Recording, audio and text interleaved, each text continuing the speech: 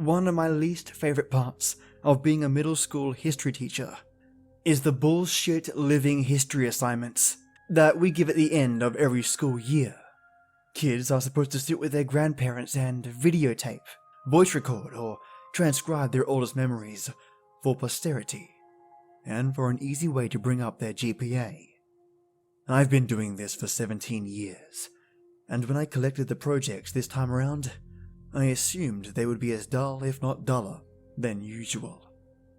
This had not been a particularly bright class, so I went home, poured myself a glass of wine, and prepared for a long night of "I only owned 2 pairs of pants when I was your age," and "My brother got beat with a newspaper for hitting a baseball into a neighbor's yard." And of course, these projects were peppered with innocent old person comments that were so horribly sexist and racist, you just had to laugh. Now, I had a girl in my class whom I will call Olivia. She was pudgy, quiet, and proved herself a consistent B student. I expected her project to be as unremarkable as her, and perhaps that's why I was so profoundly disturbed by what I witnessed that night. Olivia submitted 2 discs for some reason, so I began with the one marked interview. My screen hiccuped twice before a grainy image of a living room came into view. The place was a hoarder's hell. Olivia was curled up in an armchair clutching a notebook and looking like a scared animal. Across from her sat a man with a somber countenance, smoking a cigarette and staring at her expectantly. "Go ahead," a woman's voice whispered from behind the camera. Olivia's owlish eyes flashed towards the screen, then back to the man. "I am here with my great-uncle Stephen," she began almost inaudibly. "He is going to tell us about his oldest memories from being in the army." Great-uncle Stephen looked like he'd rather be in a goddamn trench at that moment, but he waited patiently for the questions to begin. Not surprisingly, Olivia read verbatim from the suggested question sheet I had handed out to the students. He answered her curtly. Once or twice I heard her mother whisper, "Speak up, Olivia," from behind the camera. Typical boring shit.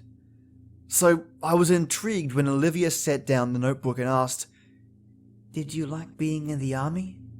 That was totally off script. Great-uncle Stephen emitted a chain smoker's wheeze. "Nope. Glad to get out of my town, though." "Where did you go?" "Balkans." "Uh-huh," she said. I doubted she knew what the Balkans were, and my suspicion was confirmed when she asked, "Was Balkans very different from here?" "Yes." My mum cleared her throat from behind the camera, perhaps encouraging Great-uncle Stephen to be a little more forthcoming. But Olivia seemed genuinely interested. "Uncle Stephen," she asked, "what is your very worst memory from the army?" The old man crushed his cigarette in the ashtray, and then slowly lifted himself out of his chair. "I'll be back," he mumbled. The camera cut off. When the screen flashed back on, everything was the same except Great-uncle Stephen had several pieces of paper in plastic sleeves laid atop all the crap sitting on his coffee table. One he held in his hand. "I was a kid when I enlisted," he said, looking at Olivia. "Your brother's age." He told her. Olivia nodded. "I never saw combat. Both of my deployments were to cities in Eastern Europe that had been destroyed by the civil wars. Everything was a mess. I felt like a janitor for fuck." Mum coughed. Great-uncle Stephen sighed and looked at his paper. "My unit was assigned to a school that had been obliterated by the violence. Broken windows, caved-in rooms, and for some reason, the part that got to me the most was that the school had been like this for years before we got there. No one had lifted a finger to fix it. I saw kids walk by on their way to go beg for money or whatever shit they did The camera dipped down toward the floor, and I heard Mum whisper harshly at Great Uncle Stephen. I couldn't make out what she was saying, but it wasn't hard to imagine. Do you want to hear this goddamn story or not? I heard him bark in response. Then you better let me tell it how I want. Mum, Olivia chimed. Please, stop interrupting. Are you presenting this in front of the class? No, Mum. We're just handing it to the teacher. I'm sure he's heard the word shit before. Great Uncle Stephen contributed helpfully. I wasn't a he, as a matter of fact, but other than that, the statement was accurate. The camera was lifted, and after a couple of blurry focus adjustments, the shot was the same as before. I'm talking too much anyway, he grumbled. He lifted the piece of paper in his hand close to his face. In the basement, I found this letter. I didn't know what it said, but I had a buddy of mine translate it. So I'm gonna read it now. Then I'll tell you what I saw in that basement. A chill ran down my spine. Mum zoomed into Great Uncle Stephen and his letter. His palsied hands trembled as he held up the paper. This is what it said. Dear Sir, I never loved my country. So many skirmishes are born from this patriotism. A power struggle for the shards of a once great empire. But I do not care what name my home has on a map. This fighting is senseless, and I stay as far away from it as I can. It was not these attacks and disorganized violence that took the lives of my wife and child. It was illness. Mercifully, it happened quickly for the baby. Nadja suffered for longer. I watched in horror, knowing I could do nothing for them. My only solace is that I was there for them every step of the way. I stopped going to work one day, and no one came after me. I doubt they noticed I was gone. Since the school was simply across a field, visible from my window, it would have been easy to go for a few hours each day and come home quickly to take care for them. But what was the point? All I did was clean floors. I was as useless to the world as I was to my family. I tried to take Nadja to the hospital, but the journey was too long and taxing.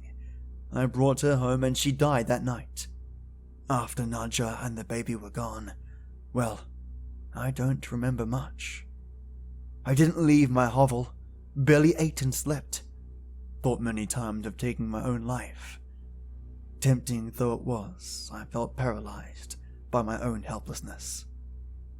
The one thing that kept me sane was my radio. I never turned it off, even though I didn't listen to the words being said. In fact, the channel I got the clearest was in English, I think, which I don't speak a lick of. But the voices, the music, and the true knowledge that life existed beyond this violent city sustained me. I have no idea how much time passed before I saw the light of day again. I was dizzy from hunger, so finding food was my priority. My radio came with me, of course. Since I first holed myself up, it's gone everywhere with me. It talks to me as I sleep and as I wake. I don't know what it's saying, but I know I would die without it. Once I had some water and food, it occurred to me that the only thing left to do was go back to work. So I did. The following morning, I simply returned to the school, where I was the janitor, and got back to work. Nobody made a big deal out of it. Like I said, Nadja had been sick for a long time, and those who worked at the school knew it. I appreciated that no one had pestered me to come back to work during the hardest days of my life. The teachers never said much to me, but we smiled at each other in the halls, and that mutual respect was perhaps the reason I decided to come back at all. The place had gone to the dogs without me, so I simply grabbed my broom and rags from my closet and set to cleaning. Everyone is grateful to have me back, I know. And the best part is that nobody minds my radio. I bring it with me everywhere and keep the volume low enough not to disrupt the students. No one ever complained. In fact, I suspect they liked it. The schoolhouse is not very big, but does require a lot of maintenance. The floors are always sticky and stained, so I spend most of my time mopping. Kids make messes. I guess that's why I'm still in business. Sometimes I have to move things around and make sure I get every spot on the floor beautiful and clean, but I take pride in that. And the repairs. The school always needs tune-ups here and there, and I'm happy to help. Some days I'm reconstructing a desk that broke as I whistle along with the radio. Other times I handle more serious, structural issues. Days when I have work like this, I feel truly instrumental, like a cog in a larger machine. How could this school survive without me? It took me a long time, but once again, feel that I have purpose. There is a larder behind the school that is full of preserved food. In lieu of payment, I am allowed to take as much food as I need. That arrangement is fine. What would I do with money anyway? I used to bring the food back to my home, just one field away from the school. But when I started sleeping in the basement, no one seemed to notice. This school is special to me, and I cannot leave it unguarded. When I am besieged with memories of my wife and baby, I turn the volume on the radio to drown out such thoughts. It works for me every time.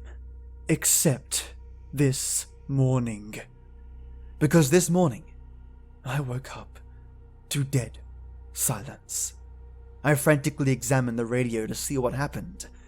I honestly cannot tell you how many days in a row I have been using it. Did it simply live out its life and die naturally? I have spent the entire day trying to fix it. Most of this time, I have been crying. I am losing my mind without it. I have given myself until sundown. If I cannot fix it by then, I am going to take my own life. I am writing this because the sunlight is starting to die, and I know what my fate shall be. I have thought of taking one last walk through the halls of my school, saying goodbye to the students and teachers. I know I will be missed, but I cannot bring myself to leave this room. I cannot go anywhere knowing that my radio is dead in here. There are no more tears in me. It feels like I cannot catch my breath. I vomited what little food I had in my stomach, and I am growing dizzy again, like I did after Naja died. I am not long for this world. But before I take my life, I have closed the door to this room and stuck a chair beneath the handle. It is the only room in the basement and has a small casement that lets in just enough light for me to see what I am doing. If anyone is kind enough to come looking for me, they should not be met with this gruesome sight. Perhaps they will see the doors blocked, smell my rotting body, and simply forget I ever existed. But I have placed both my radio and this note outside the door. Kind sir, if you are reading this, I have one humble request. Please, fix it. Save my radio. It did not deserve to die in its sleep, and I am ashamed that I cannot revive it. Now I am ready to join Nadja and little Ludmilla in heaven. I hope this school can find another janitor who loves and cares for it the way I do. The hour is now. Do not forget my radio. Stanislav. When Mum zoomed back out, Olivia had tears in her eyes. Thank you for sharing, Uncle Stephen, Mum said, her voice choked. I think we've had enough. Wait, Olivia chirped. He said there's more. What did you find? Before Great Uncle Stephen could open his mouth, the image disappeared. My jaw dropped. Was that it? What did Great Uncle Stephen see? I promptly remembered that there was a second disc. This one was unmarked, but I hoped it contained the rest of the interview. There was no video, only audio. The voice that started up was Olivia's. "Hi, Miss Scarity. I'm sorry about my mum, but she refused to record the rest of what my uncle was saying. But I asked him to continue and secretly recorded the story as a voice memo on my phone. I remember you said earlier this year that history is written by the people who win wars." She sucked in a breath and commenced crying. "But everyone's history is important, even if they are sad, pathetic people, and even if they never won a single thing in their life. I haven't slept through the night since I finished this project, but you have to hear what my uncle has to say." There were tears in my eyes too. The sincerity of her words was beautiful. I was also flattered that she had remembered some trite phrase I threw around, because it was what my history teacher said to me. Before I get too sappy over it, the audio began again. "Fine," came Mum's frustrated voice. "If you want to hear the rest of the story, fine, but this is not appropriate for a school project." Let it finish. Great Uncle Stephen snapped. If it's too much for you, help yourself to a snack in the kitchen, but Olivia wants to know what happened. I heard her mother mumble something and walk away. Olivia and her uncle were alone. I imagined her looking at him expectantly. "So did you find the radio? Or did it get ruined when the school got blown up?" He rasped, and I heard the distinct click of a lighter. That letter, He began slowly. had a date on it. "What date?" she inquired hungrily. It was dated 2 weeks after we started rebuilding the school. "Didn't you say the school had been destroyed like 2 years ago?" Yes, replied Great Uncle Stephen. it had been. There was silence as I felt goosebumps on my arms. The images that came to my mind were almost too overwhelming to express, but Great Uncle Stephen put them into words effortlessly. Clearly, he has spent his whole life thinking about it. This man, this Stanislav, went to a vandalized, falling apart schoolhouse and cleaned up blood and rubble like it was spilled drinks and dust. He smiled at dead bodies in the hallways and believed they were smiling back at him because they liked his radio. He moved around corpses so he could sweep the ground under them.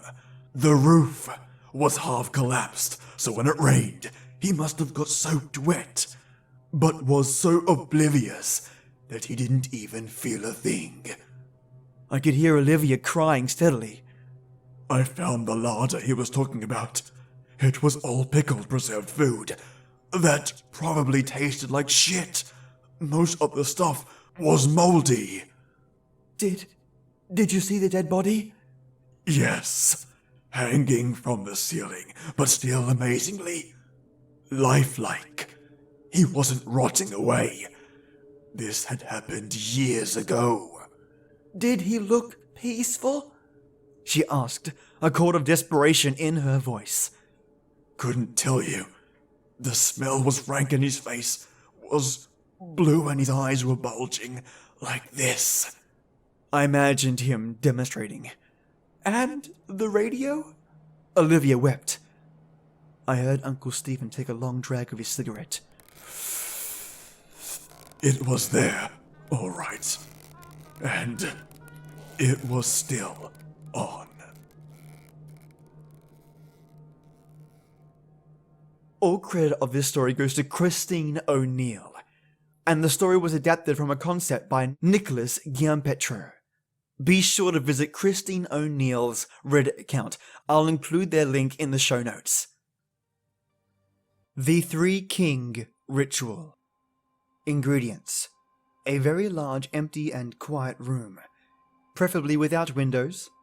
If windows exist, you need to be able to cover them and ensure total darkness. Basements usually work well, if they're roomy enough. a pack of candles, you'll only use one if all goes well, and a lighter, a bucket of water and a mug, a fan, 2 large mirrors, like the one on your dresser. Don't worry, they won't be harmed. Or if they are, it'd be the least of your concerns.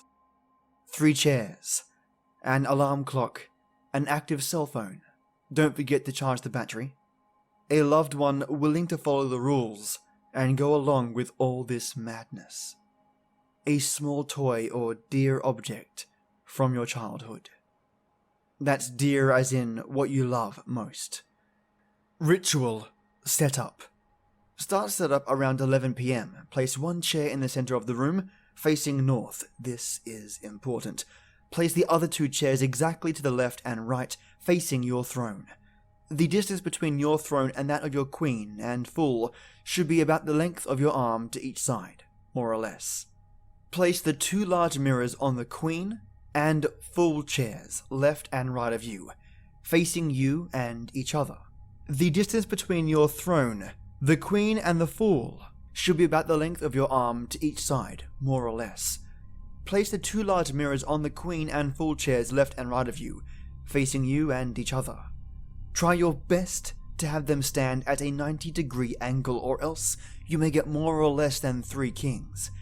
If you sit on your throne facing straight ahead, north, you should be able to perceive your own reflection in each of the 2 mirrors without actually having to turn your head nor your eyes to do so. If you can see your own reflection in the corner of your eye, just barely there, then you've done it right. Place the bucket of water and the mug in front of you, just barely out of reach. Now place the fan behind you and turn it on. Don't set it to maximum power. Medium or low is usually enough. Now leave it on. Turn off the lights, leave the door open and go to your bedroom. Set the candles by the side of the bed, next to a lighter, and your alarm clock and your cell phone, leaving the cell phone charging. Set your alarm clock for 3:30 AM. Turn off the lights and go to sleep, holding your power object. That small toy or the object that you hold dear from your childhood. Showtime. Wake up at 3:30 AM with your alarm clock. Turn it off, but don't turn on the light. You have exactly 3 minutes to light your candle, grab your cell phone, and make your way to the dark room to sit in your throne. You should be seated by 3:30 AM. Don't forget your power object. Check for potential red flags. If your cell phone didn't charge for whatever reason, abort the mission. If the alarm didn't go off exactly at 3:30 AM, abort the mission. If you find the dark room closed, remember, you left it open. Abort the mission. If the fan is turned off, you left it on. Abort the mission. Side note, if you have to abort the mission due to any of the above, leave the house with your loved one. Go to a hotel or something. There's no need to run. You have time to grab a jacket and your keys and whatnot, but leave. After 6 AM, the coast should be clear. If all is going as planned, you can proceed and take your throne. Do not look directly at either of the 2 mirrors beside you. Do not let the candle go out. The fan is behind you. You must protect the candle with your body, which is standing in between. There's a reason for this, and you'll soon see. Look straight ahead at the darkness. Not at the candle, not at the mirrors, just straight ahead. Eagle-eyed readers surely noticed I didn't say during setup which chairs was queen and which chair was fool. That's because it's your job to find out. And from their point of view, you are either their queen or their fool too. Hence, 3 kings. I won't spoil what happens next. Suffice to say, you won't be alone. And if you have any questions, you'll get answers, sometimes in the form of new questions, but hey, that's the story of humanity, eh? Just stay put and try not to move. Again, do not look directly at the mirrors, nor the candle. Just straight ahead. Trust me. Don't chicken out either. You need to wait until 4:34. By 4:34, it's all over. It's okay to tremble a little bit, just try not to. But this doesn't affect the ritual. Did I mention not to let the candle go out? That's what the fan is for. You're protecting the candle with your body, but if your body were to suddenly move, then the fan would turn off the candle. That's backup number 1. Your loved one is backup number 2. At 4:34, they have to come into the room and call your name. If that doesn't work, they'll call your cell phone. If that doesn't work, they have a glass of water and the bucket. They can't touch you though. That would be a newbie mistake. Backup number 3 is your power item. The toy, or locket, or whatever object of strength you brought along for the ride. It'll show you the way out if shit hits the fan. Multiple backups. You gotta be like a Boy Scout if you do these things. If you half-ass it, well, half-ass the ritual all the way, and it won't work. Worst you can do is take it seriously enough for it to work and not seriously enough to be prepared for the consequences. And wait for the 3 kings. Now let's explore some 3 kings ritual experiences. Here's the first account. Okay, this is going to sound sort of weird. From what I've heard, this is supposed to be a psychological experiment. My experience wasn't the same. So at 11 PM, my wife and I started setting up. I had previously blocked the windows with black felt my wife had laying around. She used to be a daycare director. So we set up the chairs, mine facing north, the other 2 facing towards mine, within arm's reach of mine, almost where my fingers would be just out of reach of the mirrors. I put down the bucket filled about 3/4 of the way full, so that my wife would be able to lift it high enough to dump it on my head. The mug was set next to the bucket. Both were right about where I would lift my feet and touch the bucket with my toes. The fan was behind me about 4 or 5 feet on medium. We left the lights off and the door open.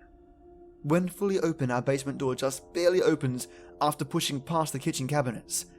The initial push to close the door takes a little effort to get the door swinging its hinges closed, but after that it's pretty easy in clearing the cabinets. The basement was incredibly dark when looking down the steps. My wife laughed and said, "Better you than me." We went upstairs to sleep until our time. I placed my phone on my wife's side of the bed, as I'm an extremely heavy sleeper, and set the phone alarm for 3:30 AM. And my power token was a wrestling medal I received for taking second in my high school's region at 250 pounds weight class my junior year. My father was ecstatic when I won it, and he passed a year ago, so I felt close to him whilst I had it. I was going to be using a tall round white candle about 5 inches around and about 6 inches tall. It was also on my side with the medal. I fell asleep rather quickly, and before I knew it, my wife was elbowing me to wake up. The time was exactly 3:30. I knew we had to move quickly, so I placed the medal around my neck, grabbed the candle, checked my phone for a complete charge, and headed to the main floor. We made our way through the living room, the dining room, and into the kitchen. Once in the kitchen, I could see that the door was closed, and light could be seen coming through the gap between the door and floor. As I walked to the door, I told my wife that it was important to leave the door open and light off. She swears she didn't do it. I believe her. We went to bed together. The door was cold. Not ambient room temperature, I mean cold. When I touched it, it hurt, almost like it bit me. It was that cold. My wife was starting to freak out a bit. I hesitated a second before following her. It felt like at any minute, someone or something was going to come through it. I did not wait long though. My wife was worried, and that we shouldn't go to my mother-in-law's house, just in case, she said.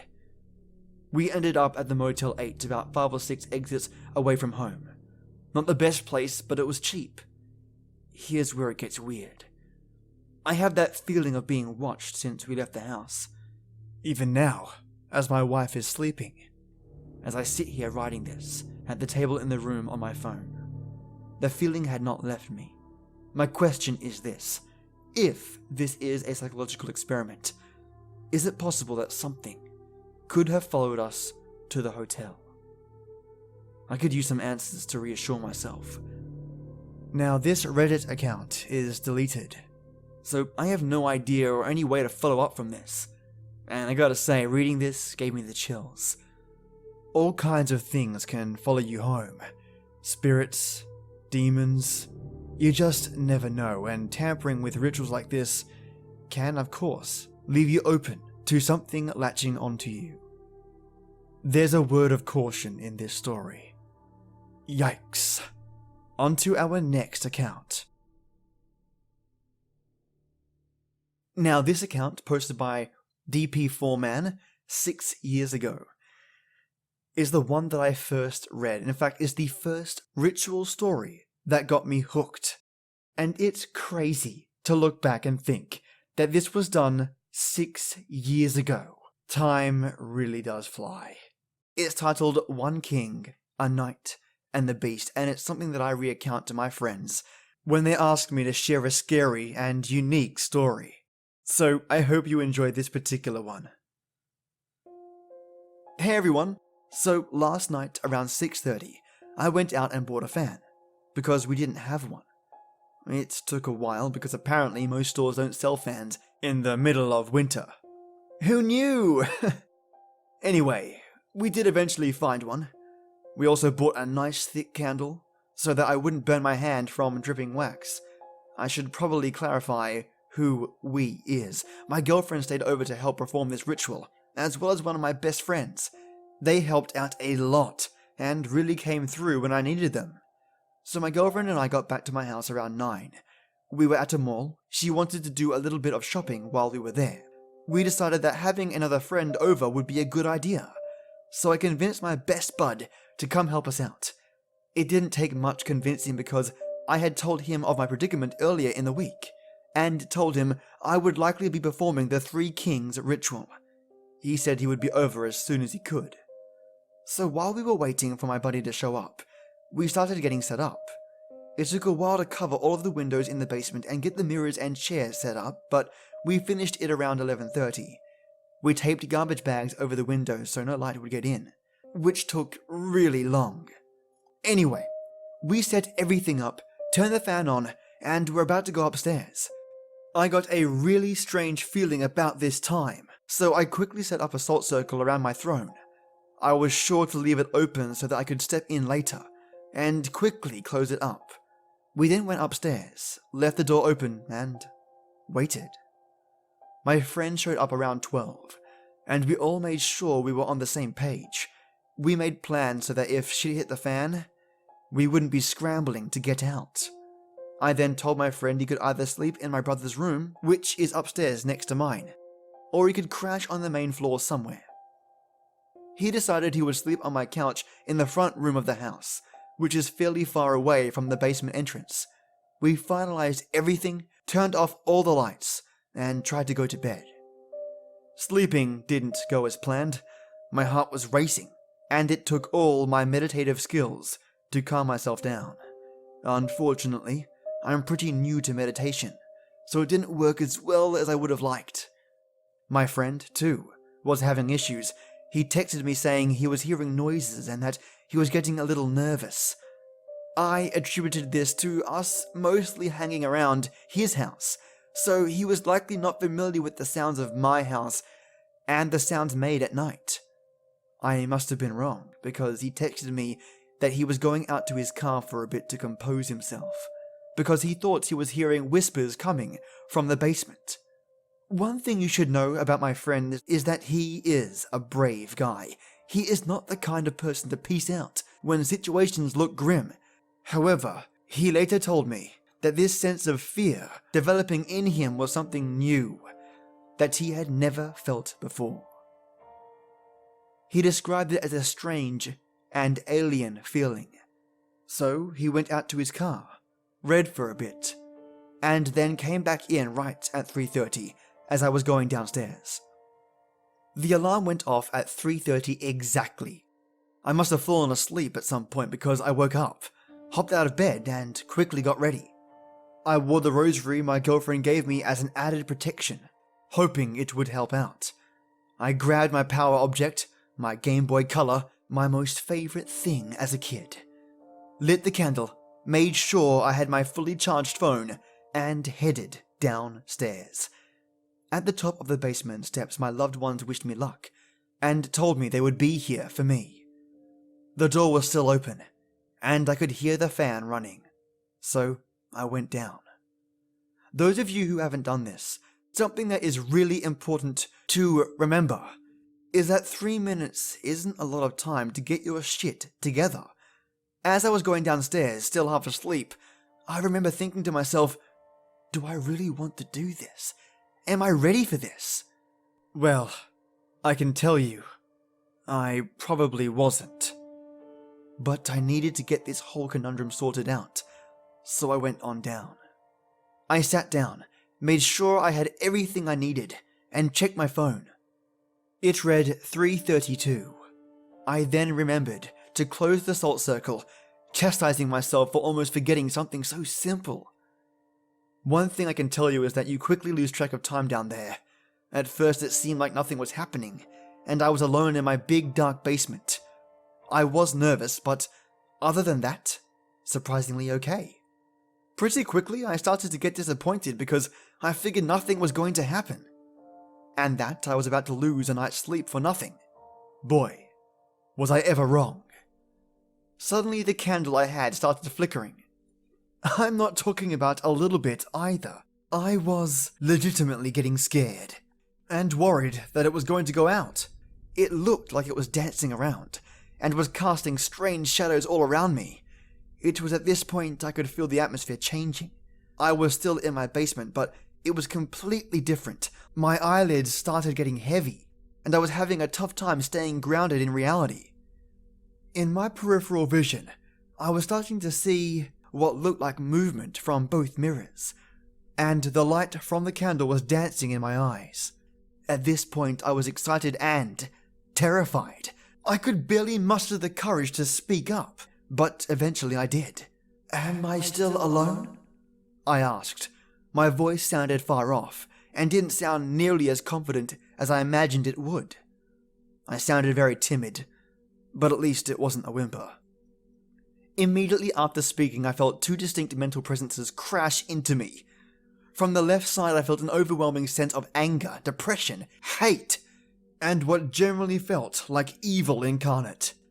From the right came the feelings of happiness, joy, and kindness, and was the complete opposite of the opposing force. It felt like I was no longer one person, but was instead three entities fighting it out inside my body. I remember feeling squished inside my own body, and I was starting to shake. It was like nothing I'd ever felt before. I, at one point, was sure I was going to be pushed out of my own body, and could feel what could only be described as ego death. I was no longer seeing with my own eyes at this point, and I was now having a vision. Perhaps this was a dream of some point. I'm not sure exactly what it was, but one thing I knew for sure was that I was no longer consciously aware of my surroundings. In my vision, I saw two people standing apart, facing one another. One was the dark creature from my old dreams, except that now it was wielding a two-handed sword. The weapon had an aura of darkness and was curved back and forth. It looked like the kind of weapon that would tear a person to shreds painfully. The man standing opposite of this beast looked like a knight. He was decked out in a suit of white armor and a golden sigil that looked like the cross embossed on the top of the Buddhist wheel. His weapon was a straight white sword and glowed faintly. They were standing about 10 feet away from each other, in a field surrounded by a blood-red sky. Then, they started talking, but not to each other. They were each asking for my support in the battle. The beast told me he would crush my enemies beneath my feet. and that I would never again be alone in the darkness. I would never again know pain, because no one would ever be able to hurt me again. He promised power and prestige in exchange for my aid. The knight told me he would watch over me and protect me from evil. He said that pain was a part of living, and that as long as I could learn to forgive, that pain would not matter, nor would I have enemies.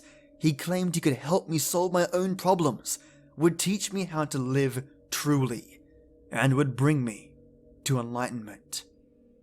I was completely overwhelmed at this point.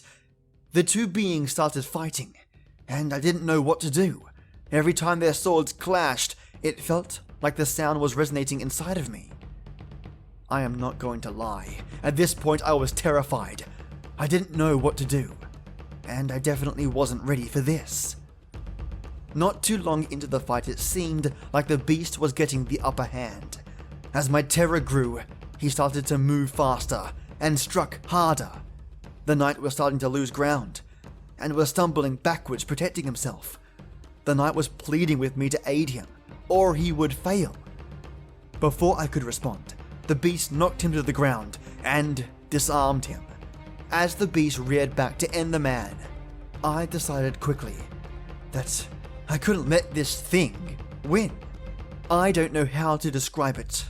I felt like my emotions just poured out to this man in support. As the dark sword was arching down, a shield appeared on the knight's outstretched arm and deflected the blow easily. The knight was quickly up and bashed the beast back with his new shield. The creature seemed to fall back easily, cursing both the knight and I. The knight's sword seemed to quickly fly back into his hand. Just as he was advancing to slay the beast, he swung down hard and smashed the beast's sword to pieces. The creature fell to the ground, wounded. The knight stepped over the creature and put the sword to its neck. "You are defeated. Crawl back to the darkness you came from, and never rear your hideous face again, or we shall obliterate you." At this point, the creature let out a hissing sound and was swallowed up by the ground. Suddenly, I was back in my body, along with this sense of pure joy and happiness. I somehow knew my dreams would no longer be filled with despair and darkness. The man's voice came from the mirror on my right, and congratulated me for making the right choice. At this point in time, I looked to my right, at least I think I did, and into the mirror. He stood there, leaning on his sheathed sword. I asked him who he was. He chuckled a little bit and replied, "You still haven't figured it out. I am you." And with that, he took off his helmet and revealed himself to be what looked like a more elegant version of me. The way the mirrors were set up, I could see the reflection of the beast from the other mirror, crawling away.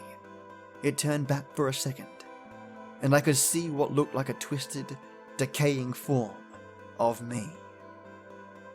Before I could ask any questions, and believe me, I had plenty to ask, I felt a strange sensation cascading over my head.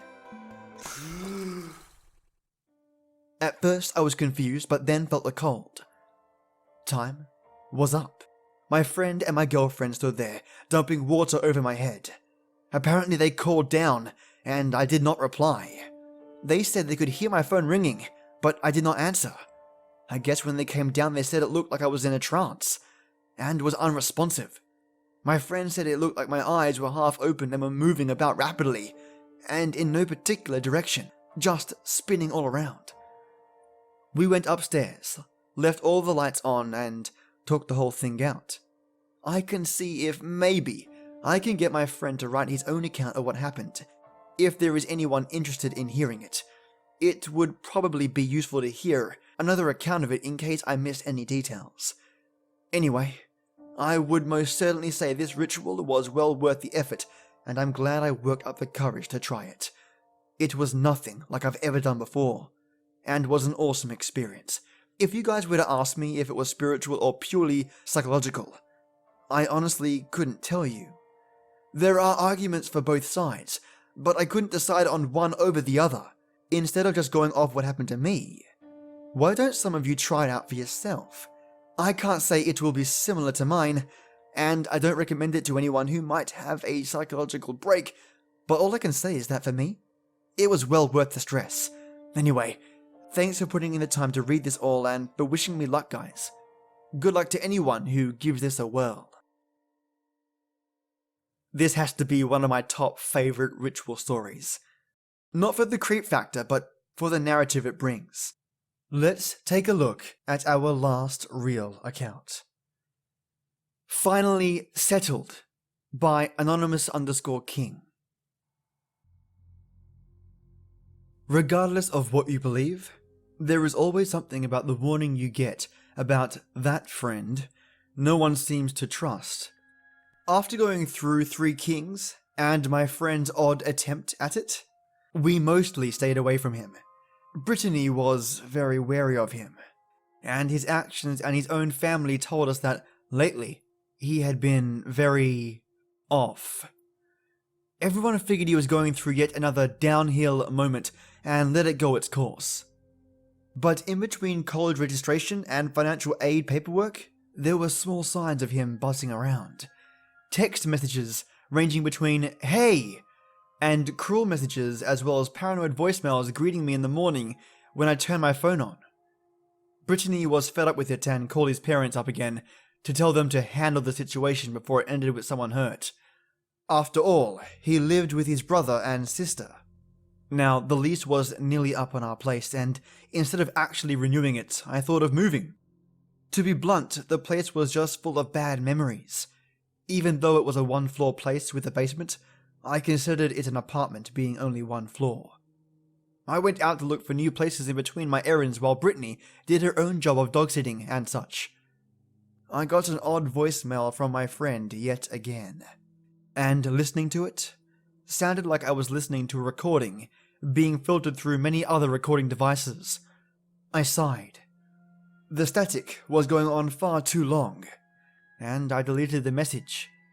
Once I got home, I saw Brittany on our front steps crying.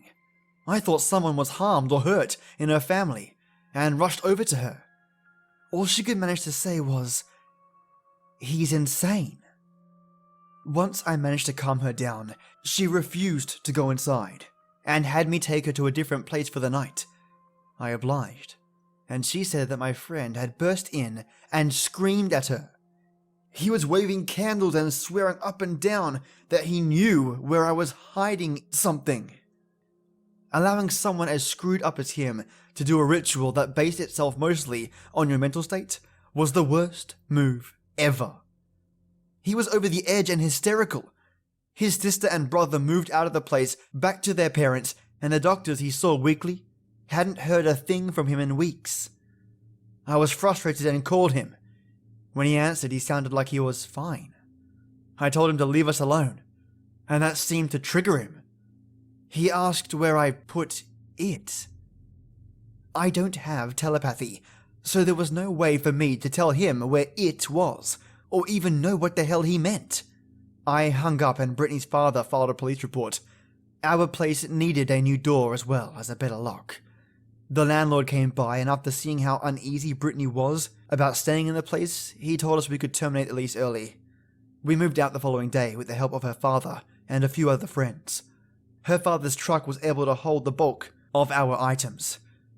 We hadn't found a place yet, leaving me to really wonder what we were going to do.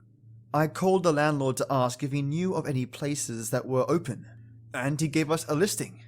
He then told me he was filling out his own police report against my friend. After we had moved out fully, he had gone inside and ransacked the entire place and left without a word. The landlord said that the basement got a good beating to it, and one of the walls was caved in like someone kicked it in. We found a decent place, and with help from my grandmother, we were able to move in. We cut him out of our lives, and this family occasionally will call me. He was put into a ward for adults finally, and the requirements to see him are fairly normal. However, he refuses to allow any sort of reflective surface to be near him, and was put in there after trying to eat. a piece of mirror. Goodness. That is truly harrowing. I can't imagine what their friends saw, or what they believed they saw. Either way, it was enough for him to lose his mind. One terrifying story. Before I sign off on today's episode, I want to talk about mirror gazing. Now, the ritual states that if you have any kind of mental illness, that this might not be the ritual for you. And with that, I thought there might be something more to mirrors than meets the eye. So I did some research and found out about an experiment conducted by Giovanni Caputo, where he conducted an experiment with patients with schizophrenia, depression, and patients without mental illness. The study itself looks at mirror gazing and visual interpretation of ourselves and faces in mirrors, which shares the connection with the Three Kings ritual, mirrors and a low-light environment. Let's have a look at the abstract of the experiment itself, because I found this fascinating to draw a distinction between psychological and paranormal. The abstract is as follows. Observers see distortions of their own faces, but they often see hallucinations like monsters, archetypal faces, faces of relatives and deceased, and animals. In this research, patients with depression were compared to healthy controls with respect to strange face apparition.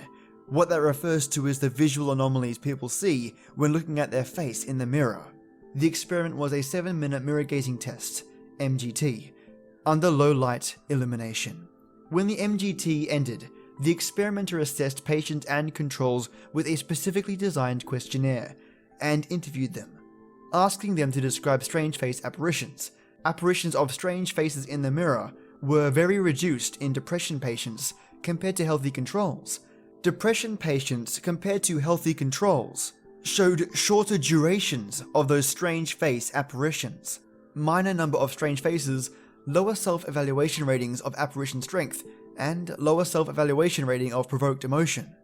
These decreases in depression may be produced by deficits of facial expression and facial recognition of emotions, which are involved in the relationship between the patient, or the patient's ego, and their face image, or the patient's body itself, that is reflected in the mirror. So I dug deeper.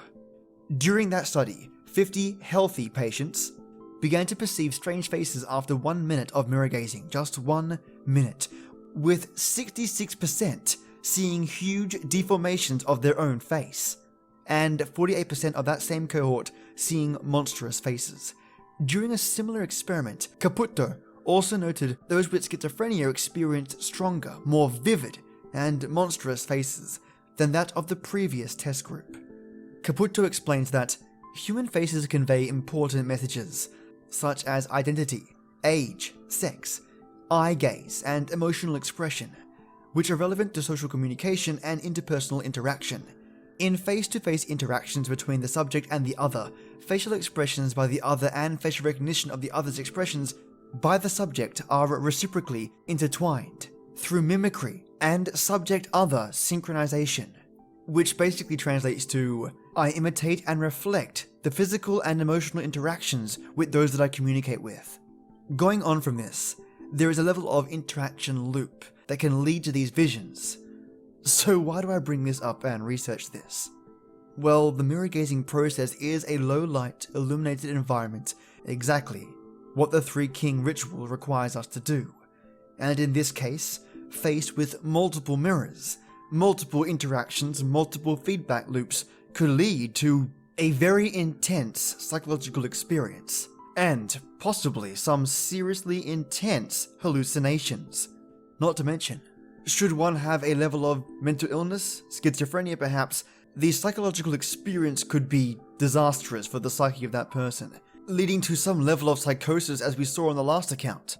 What I found interesting was, those with depression were more resilient, stronger than the healthy patients, able to, from what I can tell, ignore those monstrous and deformed faces, which to me was fascinating.